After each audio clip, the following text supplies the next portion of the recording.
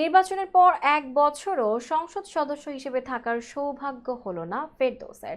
ছাত্র জনতার এক দফা দাবির জেরে গত 5ই আগস্ট পদত্যাগ করে দেশ ছেড়ে পালিয়েছেন প্রধানমন্ত্রী শেখ হাসিনা। তার দেশ ত্যাগের খবরের পর সরকারের অনেক মন্ত্রী এমপিরাও দেশ ছাড়েন। এমত অবস্থায় প্রশ্ন উঠেছে, মন্ত্রিসভার যারা দেশে রয়ে গেছেন তারা এখন কে কোথায় আছেন? বিশেষ করে চিত্রনায়ক ফেরদৌস আহমেদ এখন কোথায় রয়েছেন? তিনিও কি দেশ ছেড়েছেন, নাকি দেশেই কোথাও গা ঢাকা দিয়ে আছেন? সূত্র হতে জানা গেছে, গত 4 আগস্ট রাত পর্যন্ত ঢাকাতেই অবস্থান করছিলেন ফেরদৌস। এর দুদিন আগে বিটিভিতে হাজির হয়ে টেলিভিশন চ্যানেলটির ওপর হামলা নিয়ে প্রতিবাদ জানিয়েছিলেন তিনি। কিন্তু গত 5ই আগস্ট থেকে খুঁজে পাওয়া যাচ্ছে না ফেরদৌসকে।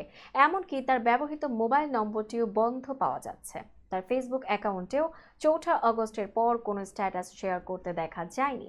এসবের মাঝেই গুঞ্জন উঠেছে পরিবার নিয়ে নাকি দেশ ছেড়েছেন ফেরদৌস, যদিও নায়কের দেশ ছাড়ার খবরের এখনো কোনো সত্যতা পাওয়া যায়নি।